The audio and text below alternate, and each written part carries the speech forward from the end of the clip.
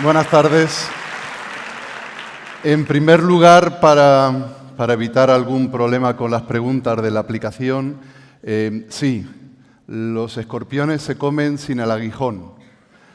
A menos que los quieras picantes, claro, que entonces es necesario mantener el aguijón.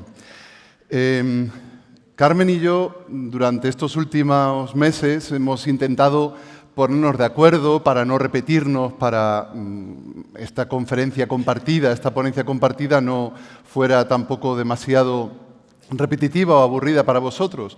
Pero nos sorprendió que cuando nos vimos, desde el primer momento, bueno, pues encajamos bastante en lo que queríamos decir.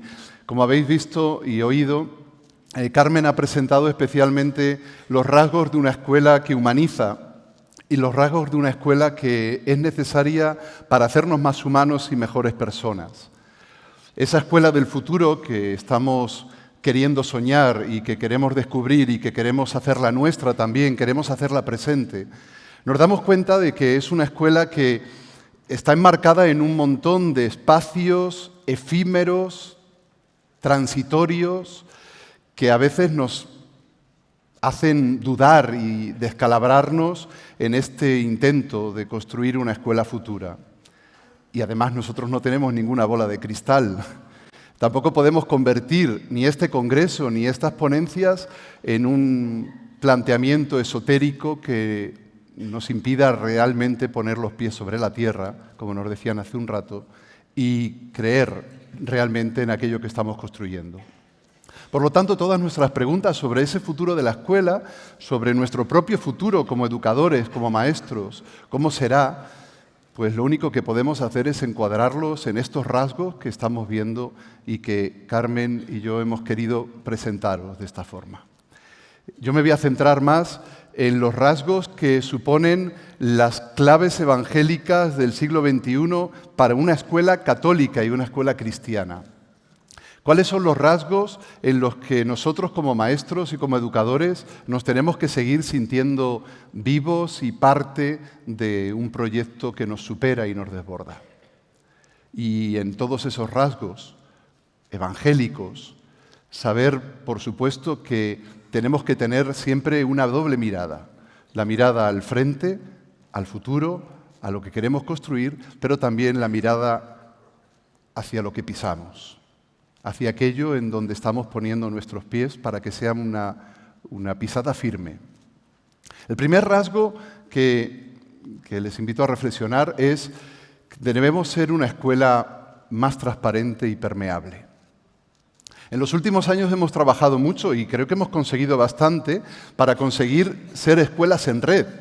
Cada vez construimos más redes, cada vez construimos más espacios en los que compartir, en los que ser mayores, más fuertes, mejores también, más excelentes. Nos decían antes que no usáramos esa palabra tampoco mucho, ¿no?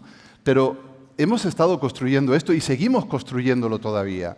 Estamos empeñados en ello porque consideramos que de esa forma nuestras relaciones y lo que queremos construir va a ser mucho mejor.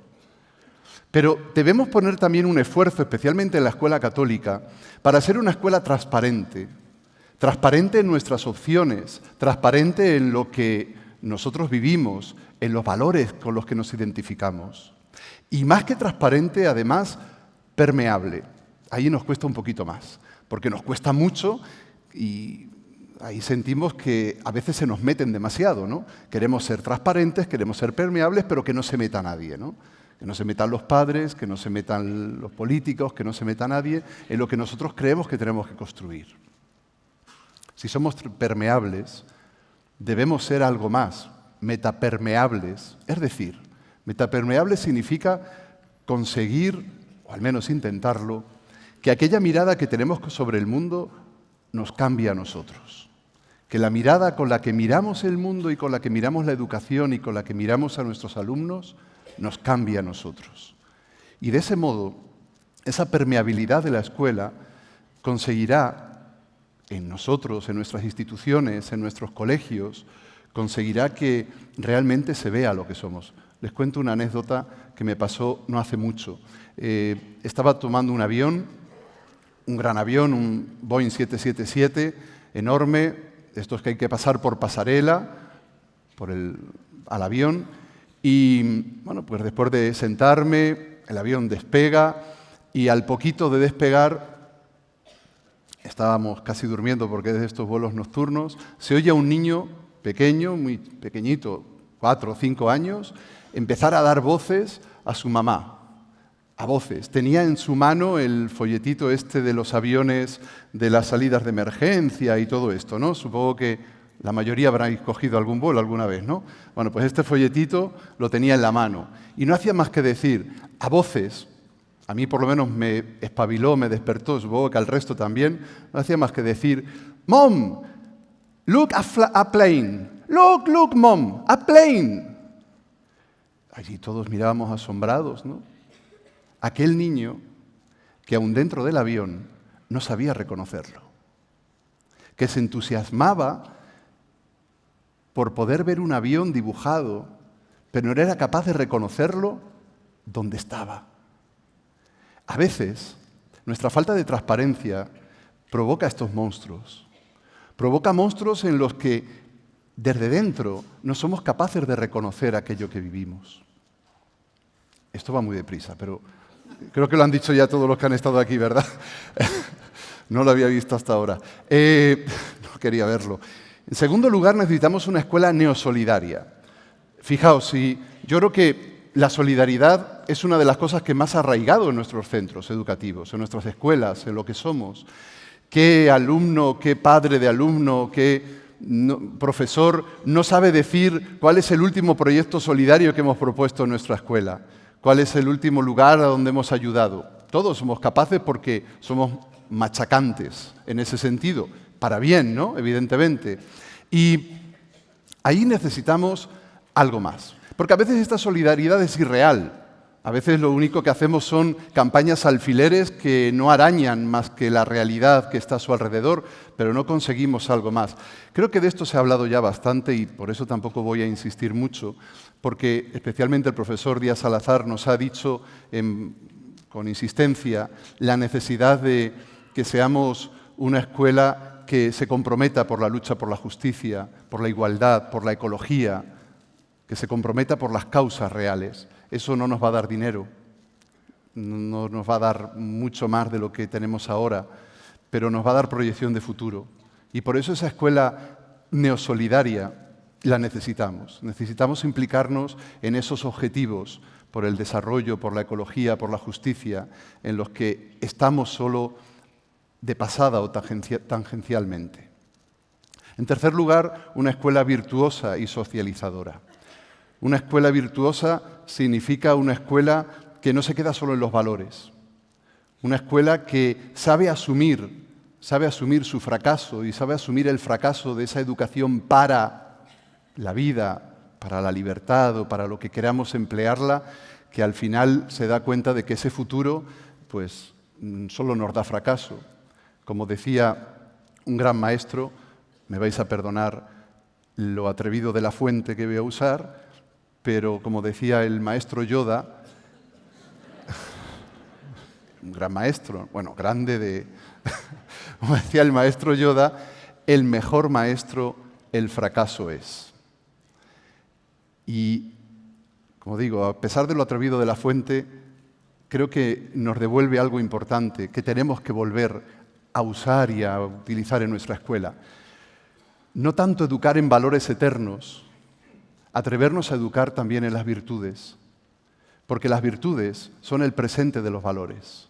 Las virtudes es aquello en lo que necesitamos, tanto en nuestra pastoral como en nuestra pedagogía, sentir que podemos cambiar el mundo, que podemos socializar, que debemos estar en la contracultura, como decía el profesor Díaz Salazar, pero también en la cultura y en la poscultura, donde no estamos, donde todavía no nos hemos acabado de situar, a pesar de todo lo bueno que hacemos. En cuarto lugar, necesitamos también una escuela flexible. La flexibilidad que nos va a dar ese fracaso en el que vivimos, como digo, esa diferencia entre un mundo, como decía Lipovetsky, un mundo hipermoralista, hiperindividualista, en el que tenemos que vivir a pesar de la multiculturalidad, Pero ese fracaso entre medias en el que vivimos nos va a llevar también a la necesidad de ser flexibles. Necesitamos ser flexibles en todas nuestras propuestas, pero especialmente, porque se ha hablado también ya esta mañana, necesitamos ser flexibles también en nuestras propuestas innovadoras y de renovación. Esa flexibilidad nos va a llevar a que no seamos unidireccionales. La escuela unidireccional acabó hace tiempo ya. Necesitamos vivir y recrearnos en una multidireccionalidad educativa y de relaciones y de encuentros en los que vamos a encontrar esa flexibilidad. En una escuela especialmente cristiana, la adaptabilidad y la flexibilidad debe ser el músculo que más entrenemos. El músculo que nos lleve realmente a ser transparentes, permeables en este mundo en el que estamos. Y por eso necesitamos que todos nuestros esfuerzos de renovación y de innovación estén enmarcados también especialmente en esta flexibilidad y en esta permeabilidad. Necesitamos que no sean esfuerzos unidireccionales, porque si no estaremos cayendo en una falacia personal y una falacia institucional. Ahora ya cito a alguien un poco más serio que el maestro Yoda, al poeta Horacio, y además para ganar un poco de réditos por los que he perdido con la cita de Yoda, se lo voy a citar en latín para que los latinistas se esfuercen, ¿no? Decía el maestro Horacio, el poeta Horacio, decía «Quidquid deliram reges pletunctur acibi», que viene a decir algo así como que cada vez que los de arriba empiezan a delirar y a soñar, lo sufren siempre los que están abajo. Y cada vez que nosotros convertimos nuestros esfuerzos de renovación y de innovación en delirios particulares y unidireccionales, estamos haciendo sufrir siempre a los que están abajo. No solo a nuestros alumnos, sino también a nuestros compañeros, a nuestros compañeros de colegio, de escuela, ¿no? En quinto lugar, necesitamos una escuela creativa y no eternalista. Demasiadas veces nos centramos exclusivamente en mantener lo que estamos construyendo. Lo hacemos muy bien, evidentemente, ¿no? Lo hacemos tan bien que queremos conservarlo para siempre, vivir en un presente continuo. Y esa obsesión por eternalizar nuestras instituciones, nuestras escuelas, nuestros procesos, nos lleva también al error de creer que eso siempre tiene que ser así. Lo vemos en varios ejemplos, tantos compañeros que contemplamos con disgusto, ¿no? Cómo eternalizan esas programaciones hasta el mismo día de su jubilación porque les ha ido bien y así les ha ido estupendamente y por lo tanto, ¿qué hay que cambiar, ¿no? Si esto me va bien, ¿para qué cambiar? Cuando yo volví hace unos años, después de 30 años que salí de mi colegio, el colegio donde yo había estudiado, un colegio concertado también, católico, cuando yo volví después de 30 años, me alegró ver las paredes pintadas del mismo color. Es que había hasta los mismos carteles, no es broma, es real. En la pared estaban los mismos carteles y yo feliz porque decía, ¡ay, qué buenos recuerdos!, ¿no? que es estupendo, ¿no? Vivir otra vez lo mismo, volver a la infancia, qué bonito. Pero luego te das cuenta de que, claro, de que ese eternalismo nos está matando, porque ese eternalismo, evidentemente, por muchos buenos recuerdos que nos traiga, no nos ayuda a avanzar. Ese eternalismo lo tenemos que desterrar de nuestros centros, de nuestros pensamientos, de nuestras instituciones también. Tenemos que empezar a pensar de una forma diferente, a pensar creativamente y no con palabras que son anticreativas y que solo las produce el materialismo de las ideas. Palabras como esto siempre se ha hecho así. Palabras como únete a nuestra visión del mundo y de las cosas. No parece tan mala como la otra, pero es igual de mala, ¿no? Es igual de eternalista. Palabras como nosotros te damos los valores que tú quieres. En último lugar, para ganar a este de aquí, en último lugar, ya se ha dicho bastante antes, pero quiero remarcarlo, una escuela trascendente y un maestro trascendente en esa escuela trascendente. Una escuela trascendente, a pesar de lo efímero en lo que vivimos y en donde vivimos, una escuela trascendente significa una escuela en la que nosotros sabemos que debemos aportar un sentido a todo lo que decimos, hacemos y construimos. Debemos aportar sentido porque debemos salir y hacer salir de un invernadero de sentido autorreferencial que, por desgracia, a veces convertimos en nuestras escuelas, ¿no? Invernaderos de sentido autorreferencial. Para poder salir de esos invernaderos necesitamos educar para la intemperie de la vida, la intemperie en la que nuestros alumnos van a vivir y en la que van a desarrollar ese sentido de la vida. Necesitamos, van a perdonar, pero me lo han puesto a huevo, como quien dice, esta mañana, ¿no? La señora ministra esta mañana ha venido y nos ha dicho que tenemos que construir y que nuestras escuelas tienen que ser como andamios. Pues lo siento mucho, señora ministra, pero qué pena que no me oiga, pero me hubiera gustado decírselo personalmente. Los andamios ya nos los dan bastante con la LONCE, la LOCSE y la próxima ley CELA, si es que hay, ¿no? Esos son los andamios con los que nos obligan a construir las cosas. Pero nosotros no estamos llamados a crear andamios con nuestras escuelas. Estamos llamados a crear y hacer cimientos. Porque sin cimientos, pocos andamios podremos poner después. Sin cimientos, no hay intemperie después.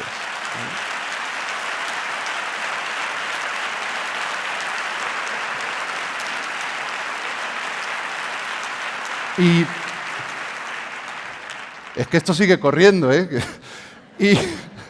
Y esos cimientos, me da igual que me los dé o no me los dé la Constitución, señora Isabel. Me da lo mismo. A mí me los da el Evangelio. El Evangelio es el que me está diciendo dónde y cómo tengo que poner los cimientos en la escuela. En la escuela católica y también en la escuela pública. Y por eso también necesitamos, supongo que lo sabrá aquí también, quien en la escuela pública también dé ese testimonio, como decía antes Carmen, de su fe, de su creencia, de su poder dar clase de religión y de poder hacer lo que cree, que nosotros creemos que por derecho y por ley también, otros no lo creerán, al menos por deber evangélico debemos hacer. Esos son los cimientos que tenemos que poner. Y para no caer en esa falacia del eternalismo que decíamos antes, necesitamos también recrear nuestras palabras, nuestros símbolos, nuestro lenguaje, nuestras relaciones. Hace poco leía una entrevista que hicieron al escritor Jordi Sierra, supongo que muchos la verían también, aparecía en El País, una entrevista en la que me llamó la atención una frase de este escritor. Él decía: leer me salvó la vida, escribir le dio sentido. Nosotros somos expertos en salvar, somos expertos soteriológicos. Queremos salvar a todo el mundo y muchas de nuestras actuaciones, incluso en las escuelas, son para salvar el presente, para salvar lo que con tanto gusto y con tanto cariño estamos haciendo. Pero tenemos que ser especialmente expertos en dar sentido. Porque el mundo en el que vivimos es un mundo de inmanencia permanente. Y esa inmanencia que pretende encontrar el sentido exclusivamente mediante medios tecnológicos y medios particulares, nosotros tenemos que aportarle un sentido diferente. Un sentido que no sea solo salvación, que embellecemos el mundo con esa salvación. Lo embellecemos, está claro, pero tenemos también que aportar sentido. Construir cimientos, educar para la intemperie, romper los invernaderos. Fíjense cómo hemos empezado a sentir que ya no soñamos, porque muchas de estas cosas las estamos haciendo. Lo que tenemos que hacer es fortalecerlas y dejar de soñar. Los sueños son solo para los fracasados que creen que nunca van a poder alcanzar nada. Nosotros tenemos que pisar tierra, tenemos que ser realistas, tenemos que empezar a sembrar y, sobre todo, tenemos que empezar a creer que lo que estamos haciendo, todo lo bueno que estamos haciendo, es real, es nuestro y, por lo tanto, lo podemos compartir. Muchas gracias.